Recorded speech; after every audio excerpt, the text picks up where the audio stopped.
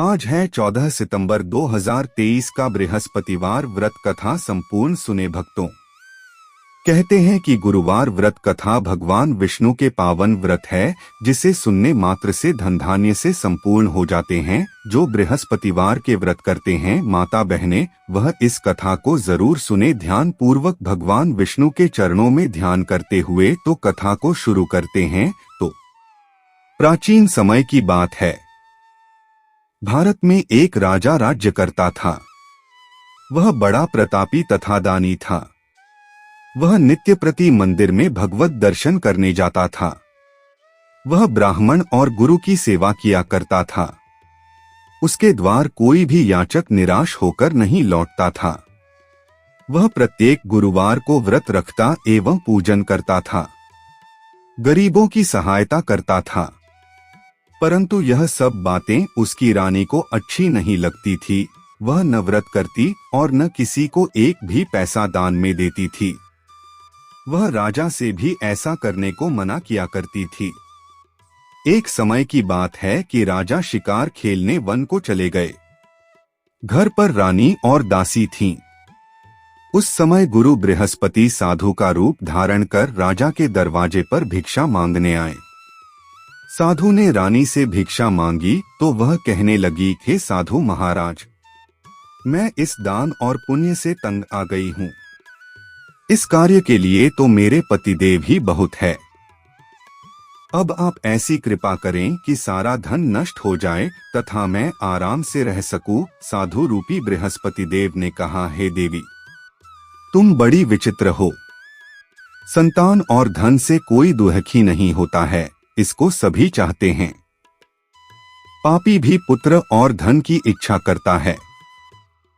अगर तुम्हारे पास धन अधिक है तो भूखे मनुष्यों को भोजन कराओ, प्याऊ लगवाओ, ब्राह्मणों को दान दो, धर्मशालाएं बनवाओ, कुआं तालाब बावड़ी बाग बगीचे आदि का निर्माण कराओ तथा निर्धनों की कुंवारी कन्याओं का विवाह कराओ, साथ ही यज्ञादि करो। इस प्रकार के कर्मों से आपके कुल का और आपका नाम परलोक में भी सार्थक होगा एवं तुम्हें भी स्वर्ग की प्राप्ति होगी। परंतु रानी साधु की इन बातों से खुश नहीं हुई। उसने कहा, हे साधु महाराज, मुझे ऐसे धन की आवश्यकता नहीं जिसको मैं अन्य लोगों को दान देती फिरूं तथा जिसको रखने और संभालने में ही मेरा सारा समय नष्ट हो जाए। साधु ने कहा, हे देवी, यदि तुम्हारी ऐसी ही इच्छा है तो जैसा मैं तुम्हें बताता हूँ तुम वैसा ही करना। बृहस्पतिवार के दिन घर आंगन को गोबर से लीपना, अपने केशों को पीली मिट्टी से धोना, केशों को धोते समय स्नान करना, राजा से कहना वह हजामत करवाए, भोजन में मांस मदिरा खाना, कपड़े धोबी के यहाँ धुलने देना। इस प्रकार 7 बृहस्पतिवार करने से तुम्हारा सारा धन नष्ट हो जाएगा। यह कहकर साधु महाराज रूपी बृहस्पति देव अंतर्धान हो गए।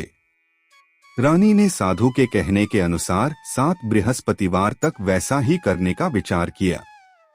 साधु के बताए अनुसार कार्य करते हुए केवल 3 बृहस्पतिवार ही बीते थे कि उसकी समस्त धन संपत्ति नष्ट हो गई। भोजन के लिए दोनों समय परिवार तरसने लगा तथा सांसारिक भोगों से दुखी रहने लगा। तब राजा रानी से कहने लगा कि हे रानी, तुम यहाँ पर रहो, मैं दूसरे देश को जाता हूँ। क्योंकि यहाँ पर मुझे सभी मनुष्य जानते हैं, इसलिए मैं यहाँ पर कोई काम नहीं कर सकता। मैं अब परदेश जा रहा हूँ, वहाँ कोई काम धंधा करूँगा, शायद हमारे भाग्य बदल जाए। ऐसा कहकर राजा परदेश चला गया। वह वहां जंगल से लकड़ी काटकर लाता और शहर में बेचता।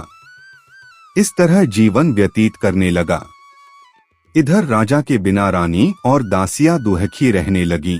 किसी दिन भोजन मिलता और किसी दिन जल पीकर ही रह जाती। एक समय रानी और दासियों को 7 दिन बिना भोजन के व्यतीत करने पड़े तो रानी ने अपनी दासी से कहा, हे दासी, यहाँ पास ही के नगर में मेरी बहन रहती है। वह बड़ी धनवान है। तू उसके पास जा और वहां से 5 सेर बेझर मांग कर ले आ, जिससे कुछ समय के लिए गुजारा हो जाएगा। दासी रानी की बहन के पास गई। रानी की बहन उस समय पूजा कर रही थी। बृहस्पतिवार का दिन था। दासी ने रानी की बहन से कहा, हे रानी, मुझे आपकी बहन ने भेजा है, मुझे 5 सेर बेझर दे दो। दासी ने यह बात अनेक बार कही, परंतु रानी की बहन ने कोई उत्तर नहीं दिया, क्योंकि वह उस समय बृहस्पतिवार की कथा सुन रही थी। जब दासी को रानी की बहन से कोई उत्तर नहीं मिला तो वह बहुत दुखी हुई। उसे क्रोध भी आया। वह लौटकर रानी से बोली, हे रानी, आपकी बहन बहुत ही घमंडी है। वह छोटे लोगों से बात भी नहीं करती। मैंने उससे कहा तो उसने कोई उत्तर नहीं दिया। मैं वापस चली आई। रानी बोली, हे दासी, इसमें उसका कोई दोष नहीं है। जब बुरे दिन आते हैं तब कोई सहारा नहीं देता। अच्छे बुरे का पता विपत्ति में ही लगता है। जो ईश्वर की इच्छा होगी वही होगा। यह सब हमारे भाग्य का दोष है। उधर रानी की बहन ने सोचा कि मेरी बहन की दासी आई थी, परंतु मैं उससे नहीं बोली, इससे वह बहुत दुखी हुई होगी। आठ कथा सुन और विष्णु भगवान का पूजन समाप्त कर वह अपनी बहन के घर आई और कहने लगी, हे बहन, मैं बृहस्पतिवार का व्रत कर रही थी। तुम्हारी दासी हमारे घर गई थी, परंतु जब तक कथा होती है तब तक हम लोग न उठते हैं और न बोलते हैं, इसलिए मैं नहीं बोली। कहो, दासी क्यों गई थी? रानी बोली, बहन, हमारे घर अनाज नहीं था। वैसे तुमसे कोई बात छिपी नहीं है। इस कारण मैंने दासी को तुम्हारे पास 5 सेर बेझर लेने के लिए भेजा था। रानी की बहन बोली, बहन देखो, बृहस्पति भगवान सबकी मनोकामना पूर्ण करते हैं। देखो, शायद तुम्हारे घर में ही अनाज रखा हो। यह सुनकर दासी घर के अंदर गई तो वहां उसे एक घड़ा बेझर का भरा मिल गया। उसे बड़ी हैरानी हुई, क्योंकि उसने एक एक बर्तन देख लिया था। उसने बाहर आकर रानी को बताया। दासी अपनी रानी से कहने लगी, हे रानी, देखो, वैसे हमको जब अन्न नहीं मिलता तो हम रोज ही व्रत करते हैं। अगर इनसे इस व्रत की विधि और कथा पूछ ली जाए तो उसे हम भी कर लिया करेंगे। दासी के कहने पर रानी ने अपनी बहन से बृहस्पतिवार व्रत के बारे में पूछा। उसकी बहन ने बताया, हे रानी बहन, बृहस्पतिवार को सूर्योदय से पूर्व उठकर स्नान करके बृहस्पतिवार का व्रत करना चाहिए, लेकिन उस दिन सिर नहीं धोना चाहिए। बृहस्पतिवार के व्रत में चने की दाल और मुनक्कों से विष्णु भगवान का केले के वृक्ष की जड़ से पूजन करें तथा दीपक जलावें। उस दिन एक ही समय भोजन करें। भोजन पीले खाद्य पदार्थ का करें तथा कथा सुनें। इस प्रकार करने से गुरु भगवान प्रसन्न होते हैं, अन्न पुत्र धन देते हैं। इस तरह व्रत और पूजन की विधि बताकर रानी की बहन अपने घर लौट गई।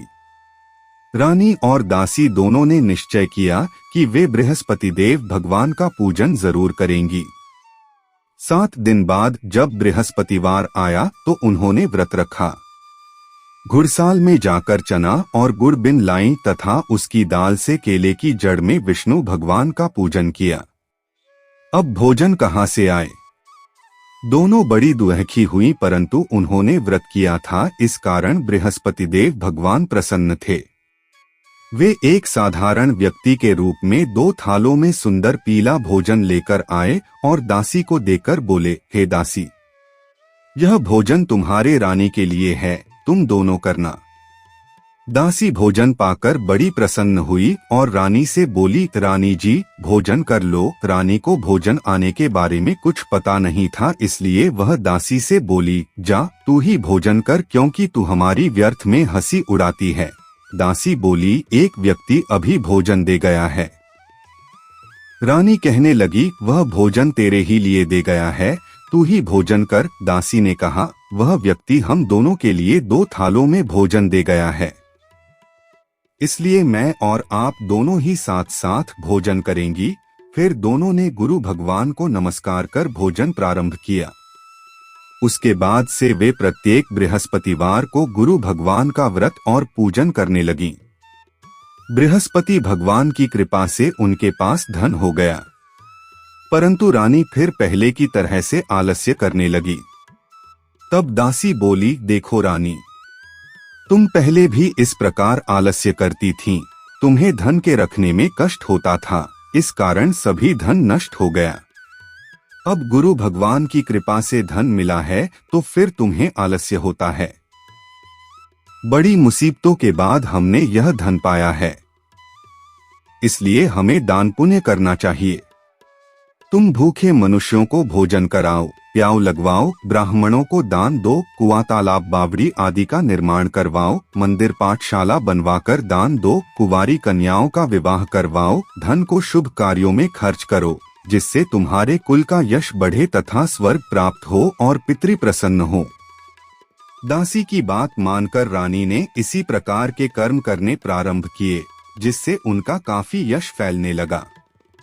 एक दिन रानी और दासी आपस में विचार करने लगीं कि न जाने राजा किस दशा में होंगे, उनकी कोई खोज खबर नहीं है। गुरु भगवान से उन्होंने प्रार्थना की और भगवान ने रात्रि में राजा को स्वप्न में कहा, हे राजा उठ, तेरी रानी तुझको याद करती है, अब अपने देश को लौट जा। राजा प्रातःकाल उठकर जंगल से लकड़ियां काटकर लाने के लिए जंगल की ओर चल पड़ा। जंगल से गुजरते हुए वह सोचने लगा, रानी की गलती से कितने दुर्हक भोगने पड़े। राजपाट छोड़कर उसे जंगल में आकर रहना पड़ा।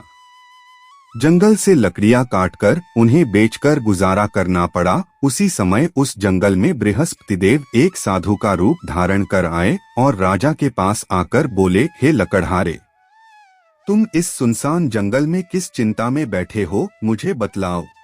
यह सुन राजा के नेत्रों में जल भर आया और साधु की वंदना कर बोला, हे प्रभु, आप सब कुछ जानने वाले हैं।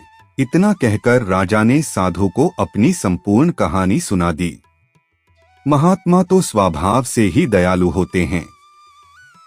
वे राजा से बोले, हे राजा, तुम्हारी पत्नी ने बृहस्पति देव के प्रति अपराध किया था, जिसके कारण तुम्हारी यह दशा हुई। अब तुम किसी प्रकार की चिंता मत करो, भगवान तुम्हें पहले से अधिक धन देंगे। देखो, तुम्हारी पत्नी ने बृहस्पतिवार का व्रत करना प्रारंभ कर दिया है। अब तुम भी बृहस्पतिवार का व्रत करके चने की दाल व गुड़ और जल को लोटे में डालकर केले के पत्ते से भगवान विष्णु का पूजन करो। फिर कथा कहो या सुनो, भगवान तुम्हारी सब कामनाओं को पूर्ण करेंगे। साधु को प्रसन्न देखकर राजा बोला, हे प्रभु, मुझे लकड़ी बेचकर इतना पैसा भी नहीं बचता जिससे भोजन करने के उपरांत कुछ बचा सकूं। मैंने रात्रि में अपनी रानी को व्याकुल देखा है, मेरे पास कोई साधन नहीं जिससे समाचार जान सकूं। फिर मैं बृहस्पतिवार की कौन सी कहानी कहूं या सुनूं? मुझको तो कुछ भी मालूम नहीं है। साधु ने कहा, हे राजा, तुम किसी बात की चिंता मत करो। बृहस्पतिवार के दिन तुम रोजाना की तरह लकड़ियां लेकर शहर में जाओ। तुम्हें रोज से दोगुना धन प्राप्त होगा, जिससे तुम भली भांति भोजन कर लोगे तथा बृहस्पति देव की पूजा का सामान भी आ जाएगा। बृहस्पति देव की कथा इस प्रकार है। प्राचीन काल में एक बहुत ही निर्धन ब्राह्मण था। उसके कोई संतान नहीं थी। वह नित्य पूजा पाठ करता, परंतु उसकी स्त्री बहुत मलिनता के साथ रहती थी।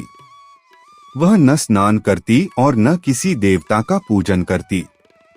प्रातःकाल उठते ही सर्वप्रथम भोजन करती, बाद में कोई अन्य कार्य करती। ब्राह्मण देवता बहुत दुखी रहते थे। पत्नी को बहुत समझाते, किंतु उसका कोई परिणाम न निकलता। भगवान की अनुकंपा से एक समय उस ब्राह्मण की पत्नी गर्भवती हुई और 10वें महीने एक सुंदर कन्या को जन्म दिया। निर्धन ब्राह्मण कन्या के जन्म से बहुत दुखी हुआ। धीरे धीरे ब्राह्मण की कन्या बड़ी होने लगी। बचपन से ही उस कन्या की रुचि भगवान विष्णु की पूजा में थी। वह प्रातः उठते ही स्नान आदि करके भगवान विष्णु की पूजा करने मंदिर में जाती थी। बृहस्पतिवार को व्रत करके विधिवत पूजा पाठ करती थी। पूजा पाठ के बाद वह पढ़ने के लिए पाठशाला में जाती थी।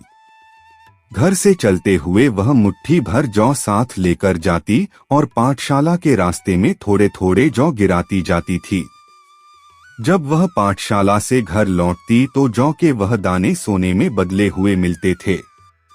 लड़की सभी सोने के दाने बीन लाती थी।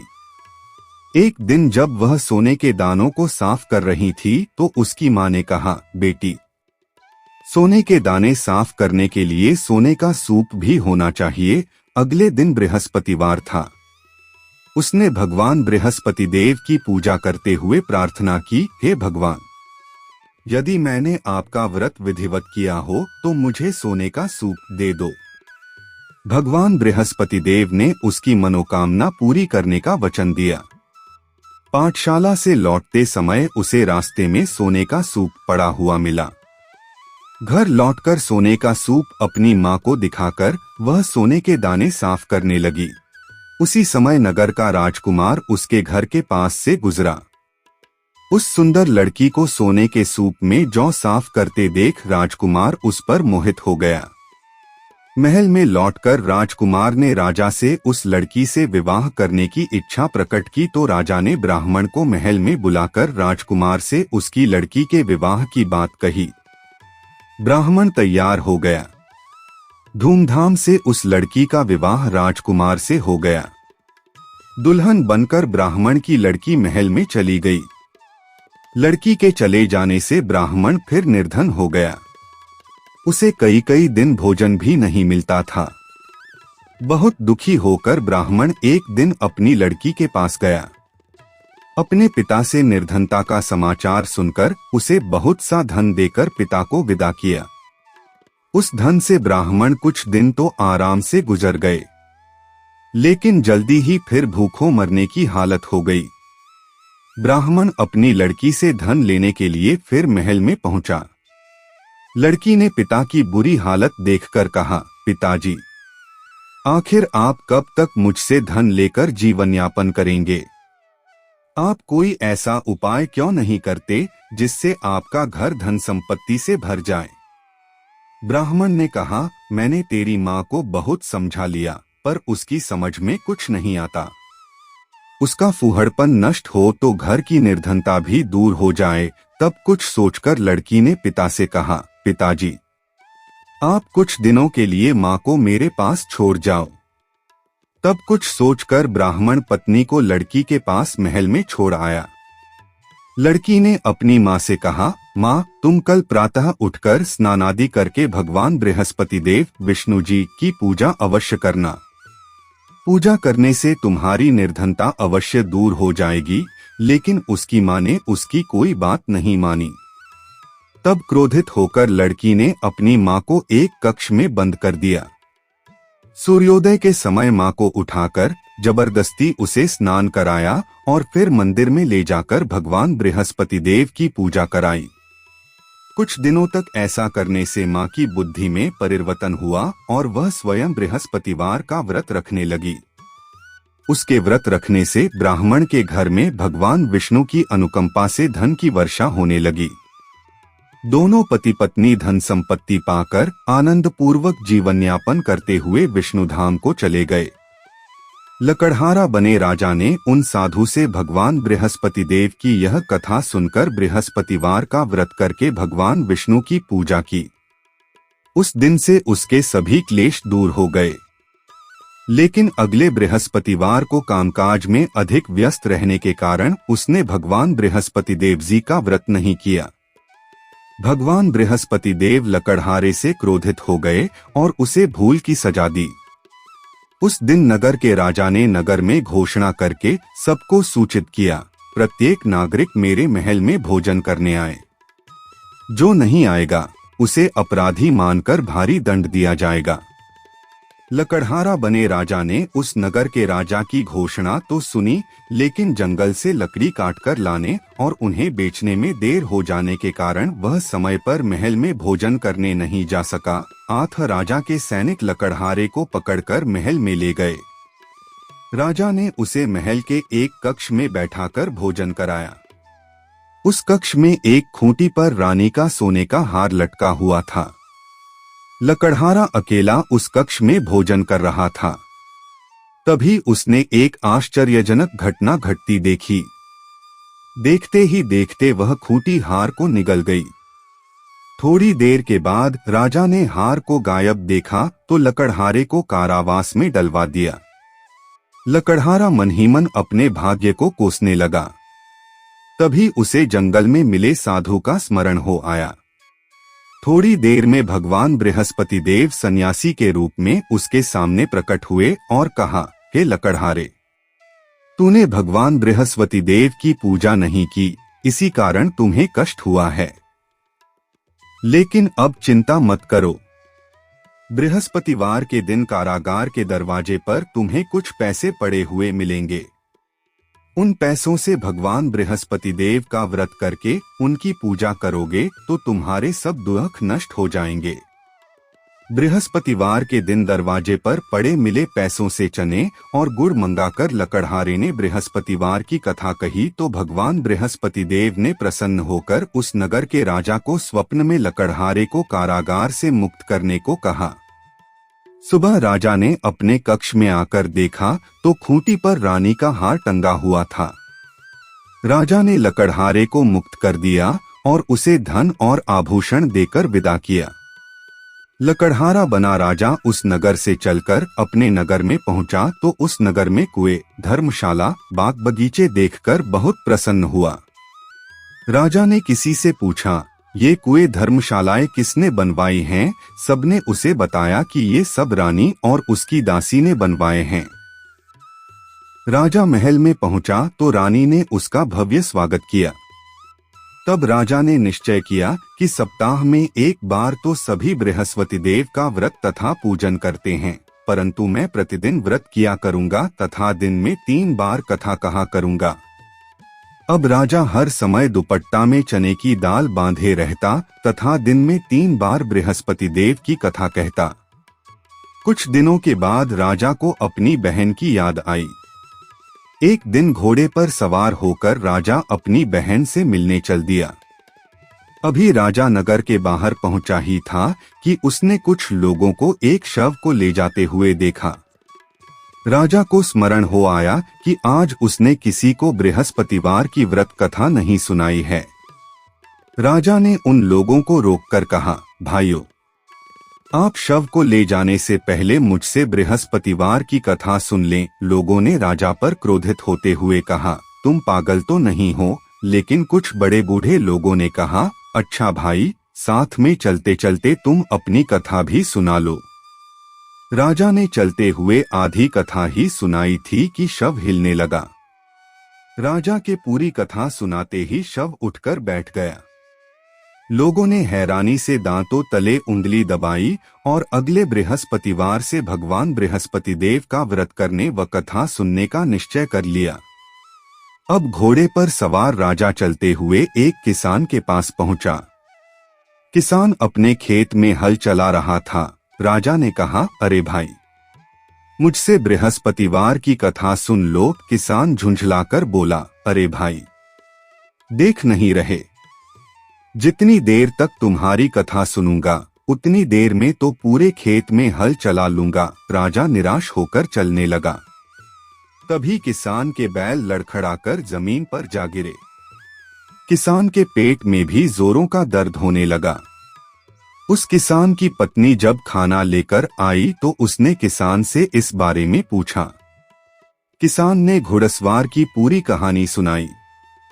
किसान की पत्नी दौड़ती हुई राजा के पास पहुंचकर हाथ जोड़कर बोली, भैया, मैं तुम्हारी कथा सुनने को तैयार हूँ। राजा ने उसके साथ खेत पर पहुंचकर बृहस्पतिवार की कथा सुनाई। तभी बैल उठकर खड़े हो गए। किसान के पेट का दर्द भी तुरंत ठीक हो गया। राजा अपनी बहन के घर पहुंचा तो उसकी बहुत आवभगत हुई। अगले दिन सुबह उठकर राजा ने देखा घर के सभी लोग भोजन कर रहे हैं। किसी भूखे को बृहस्पतिवार की कथा सुनाए बिना राजा भोजन नहीं करता था।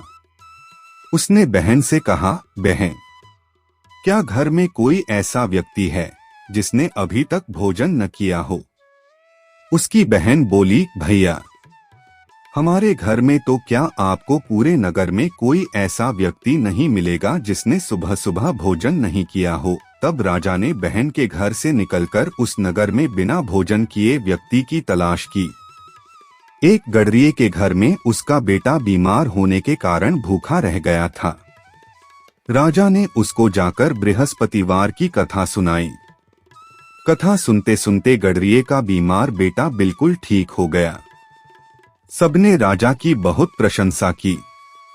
एक दिन राजा ने अपनी बहन से कहा, बहन, अब हम अपने घर जाना चाहते हैं, तुम भी हमारे साथ चलो, कुछ दिन वहां रहकर लौट आना। राजा की बहन ने अपनी सास से पूछा तो सास ने ताने देते हुए कहा, बहू, मायके जाना हो तो अकेली जाना, मेरे पोतों को नहीं ले जाना, तुम्हारे भाई के कोई संतान नहीं है, कहीं तुम्हारी भाभी मेरे पोतों पर कोई जादू टोना न कर दे। दूसरे कक्ष में बहन की सास की बातें सुनकर राजा दुखी मन से अकेला ही अपने नगर को लौट गया। रानी ने राजा से कहा, आप तो अपनी बहन को साथ लाने की बात कहकर गए थे, फिर बहन को साथ क्यों नहीं लाए? तब राजा ने दुखी होते हुए कहा, रानी, हम निसंतान हैं, इसलिए कोई हमारे घर आना पसंद नहीं करता। रानी ने राजा को समझाया, हे प्राणनाथ, हमें बृहस्पति देव ने सब कुछ दिया है, अब भगवान बृहस्पति देव हमें संतान भी अवश्य देंगे। बृहस्पतिवार को विधिवत व्रत करते हुए राजा रानी ने भगवान बृहस्पति देव से संतान के लिए प्रार्थना की। कुछ दिनों के बाद उन्होंने स्वप्न में दर्शन देते हुए कहा, हे राजन, तेरी मनोकामना अवश्य पूरी होगी। 1 सप्ताह बाद ही रानी गर्भवती हो गई। 10वें महीने रानी ने एक सुंदर पुत्र को जन्म दिया।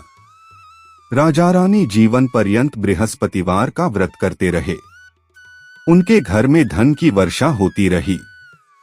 इस तरह आनंदपूर्वक जीवन यापन करते हुए राजा रानी भगवान बृहस्पति देव की अनुकंपा से मोक्ष को प्राप्त करके सीधे बैकुंठ धाम पहुंच गए। बृहस्पतिवार को विधिवत व्रत करके जो स्त्री पुरुष भगवान विष्णु की पूजा करते, भगवान उनकी सभी मनोकामनाएं पूरी करते हैं। तो कथा ऐसी तरह समाप्त होती है। बृहस्पति देव की जय। लक्ष्मी नारायण के चरणों में मेरा बार बार प्रणाम है। मैं यही चाहूंगा सभी का मनोकामना पूरा हो। वीडियो पसंद आई हो तो लाइक कीजिए और चैनल को सब्सक्राइब कीजिए। इंदल वॉइस चैनल को हमारे इस चैनल पर कथा से रिलेटेड वीडियो अपलोड होते हैं।